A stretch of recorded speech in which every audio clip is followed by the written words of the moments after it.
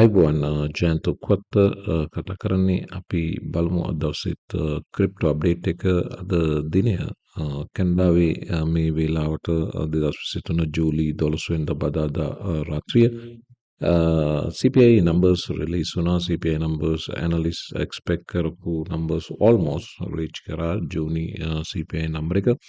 CPI තොරතුරු අපි බැලුවොතින් economic calendar එකට ගිහින් මේ විදිහට තමයි වාර්තා වෙන්නේ. CPI ජූනි 12 වෙනිදා බදාදා දවසේ expect කරේ core CPI 0.4 previous number එක expect කරේ 0.3 ලැබුණේ 0.2.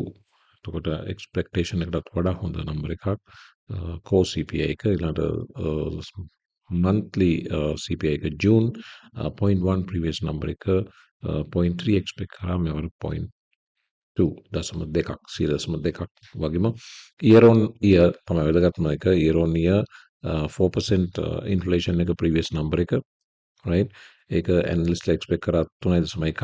නමුත් ඊටත් වඩා අඩු inflation එකක් ලැබුණා. මේක good news එකක් market එකට. ඒ වගේම core CPI කියන්නේ food and energy category දෙක නැතුව CPI එක ඒක previous number එක 5.3 මම ඊත් මේ ගැන කතා කරා.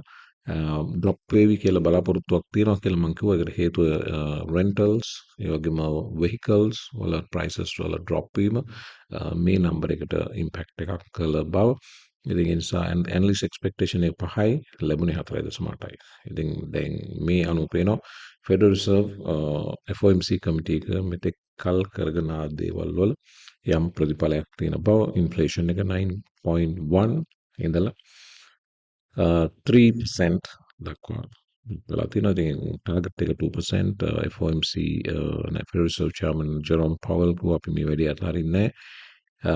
inflation එක pre covid level එකට නැත්නම් 2%ට එනකන් කියලා. දැන් 3%යි. ඒකට ගියවර number එක 4යි මෙවර number එක 3යි. ඉතින් sharp 1% drop වීමක් කියන්නේ ලොකු achievement එකක්. ඉතින් මේ තත්ත්වය අනුව ඉදිරි දැන් තවමත් markets move වෙන්නේ නැති වෙන්න හේතුව මොකද? එහෙනම් inflation කියන්නේ good news එකක්. inflation එක අඩු වීම good news එකක්. inflation අඩුවීමත් එක්ක slight price changes සිදු වුණත් significant price change එකක් සිදු වුණේ නැහැ. මේක market එකට concern එකක්. මේක සිද්ධ වෙන්නේ ඇයි markets aggressively move නොවෙන්නේ කියන ප්‍රශ්නය තියෙනවා. උදාහරණයකට crypto markets බැලුවොත් coin market cap කියනවා 0.5 down 1.18 trillion වලට markets drop. bitcoin price එක 0.5 down 30,964. ethereum price එක 0.3 down 1869. overall picture එක බැලුවොත් mostly මේ refresh කරමින් ඉන්නේ mostly negative altcoins කීපයක් කරනවා. ඉතින් මේකට ගොඩක්ම හේතුව තව ජූලි මාසේ 26 තව සති දෙකකින් නැත්නම් දින 13යි පැය කිහිපයකින් තව rate hike එකක් pause එකක් සම්බන්ධ තීන්දුවක් ගැනීමට නියමිතයි FOMC එක. ඒකේ මේ වෙනකොට සඳහන් වෙනවා 94.2ක chance එකක් තියෙනවා කියලා. තවත් basis point 25කින් rate එක ඉහළ දැමීමට. එතකොට මේක තමයි මේ rate hikes worry එකක් market එකට. මේ rate hike worry එක තමයි better inflation number එකක් තිබ්බත් market move නොවෙන්න එක ප්‍රධාන හේතුවක්. මේ rate hikes ඉහළ යාම ව්‍යාපාරික ආයතන බැංකු කිසි කෙනෙක්ගේ මනාපයක් නැහැ. නමුත් FOMC එක මේ වැඩි නවත්තන්නේ 2% වලට inflation එක ගේනකම්. ඉතින් Federal Reserve Chairman ගේ පිළිවෙත stance එක වගේම ඊළඟට මේ rate සම්බන්ධ worry එක තමයි markets මොන වෙන්න හේතුව. ඒ කෙසේ වෙතත් බ්ලොක් වාර්තා කරනවා Bitcoin seeing strong demand as crypto market ice recovery phase. crypto bottom එකට වැටිලා bear market එකෙන් පස්සේ මේ වෙනකොට recovery එකක් කරන් තියෙනවා. ඒ recovery එක ගන්නවත් එක්කම Bitcoin වලට stronger demand එකක් තියෙන බව වාර්තා වෙනවා. මේ demand එක අතරම මට chart එකකින් ඕනනම් පෙන්වන්න පුළුවන්. මේ chart එක මම හිතන්නේ මම පහුගිය දවසක පෙන්නුවා. ඒක තමයි මේ percent supply and profit glassnode chart එක. මේ glassnode chart එක අනුව previous අවස්ථාවල වගේම 2015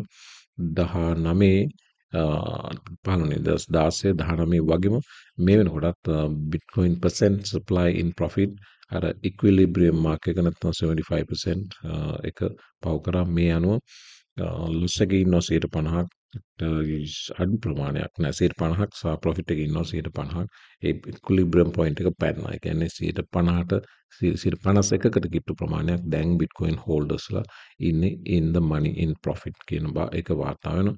ඒකත් මේ කතාවටම සපෝට් එකක් වෙන කතාවක් බව පැහැදිලි වෙනවා.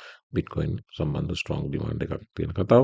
ඉතින් මෙන්න මේකට එනවා නම් previous දැන් බුල් මාකට් කරෙක්ෂන්ස් බලපුවම සාමාන්‍ය බුල් මාකටෙන් පස්සේ එන ඇතුලේ එන කරෙක්ෂන් 48% වගේ ඩ්‍රොප් එකක් තමයි සිද්ධ වෙන්නේ. ඒක හැම අවුරුද්දෙම 48 වෙන ඩ්‍රොප් වෙන්නේ නැහැ. දැන් 2011 බුල් මාකට් එකේ ඩ්‍රෝ ඩවුන් එක 38.2යි. 2011 13 බුල් මාකට් එකේ ඩ්‍රෝ ඩවුන් එක 50යි. 2015 17 61.8ක් ඩ්‍රොප් වුණා. ඊට පස්සේ 2018 21 100 කීයද percentage එකක් විදිහට බලුවොත් 35ක විතර drop එකක් ඒ ආදි වශයෙන් average එක බලුවොත් 48ක් වගේ තමයි draw down එක නැත්නම් pull back වීම. නමුත් මෙවර draw down එක 2023 draw down එක බලපුවම 2023 draw down එක බලපුවම 18යි drop වෙලා තියෙන්නේ.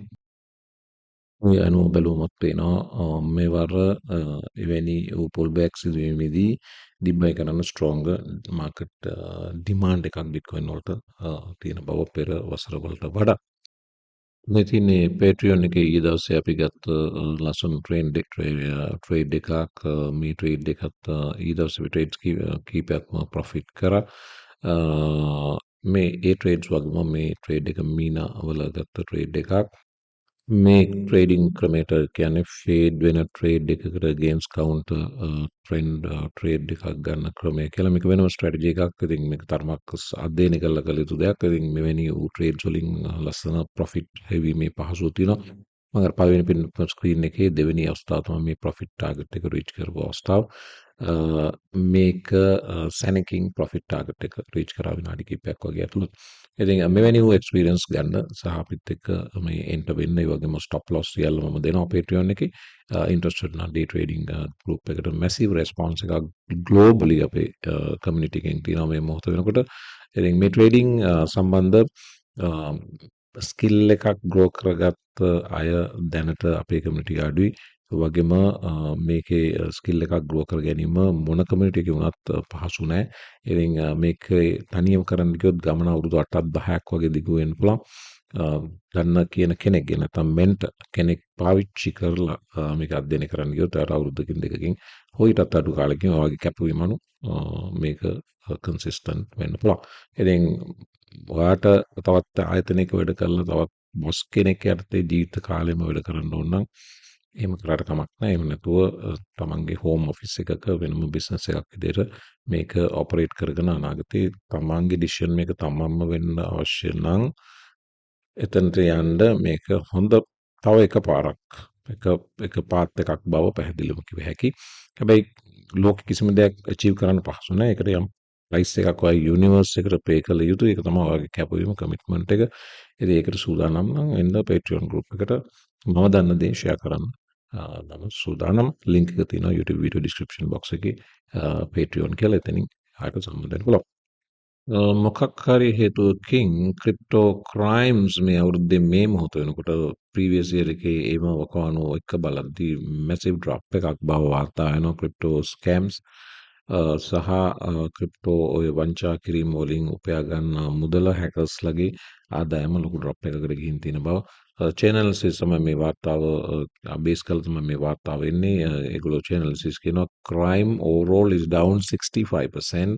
ඒ වගේම ආදායම් පැත්තෙන් බලපුවම year on year ගිය අවුරුද්දත් එක්ක මේ වකවානු සලකා බලපුවම බිලියන 3.2ක ආදායම් අහිමි වී යාමක් සිද්ධ වෙලා තියෙන බව මේ ක්‍රිමිනල්ස්ලට වාර්තා වෙනවා. මේක ඩිරෙක්ට් හේතුවක් විදිහට මොකුත් සඳහන් වෙන්නේ නැහැ. මමත් හිතුවා මොකද්ද මේකට වෙන පුළුවන් හේතුව කියලා. එහෙම ක්ලියර්ලි හේතුවක් නැහැ. රෙගියුලේෂන්ස් ඉහළ යන එක නැත්නම් සිකියුරිටි සම්බන්ධයෙන් ගවර්න්මන්ට්ස් අලුතෙන් සිද්ධ කරන දේවල් නිසා මේක ඩ්‍රොප් වීමක් සිදු වුණා විය හැකි. ඒකසත් කොහොමද මේකේ මේ ස්කෑමර්ස්ලා යම් අපහසුතාවයකට පත් වෙලා ඉන්න බව පැහැදිලිවම පේන තියෙනවා. මේක හොඳ තත්ත්වයක් ක්‍රිප්ටෝ වලට. ස්කෑමර්ස්ලාගේ ආදායම ඩ්‍රොප් වෙලා තිනවා මේ වාර්තාව 3.3 බිලියන්. ඉතින් එන්න අනිත් වීඩියෝ එකට ඉතුරු තොරතුරු ටික බලමු.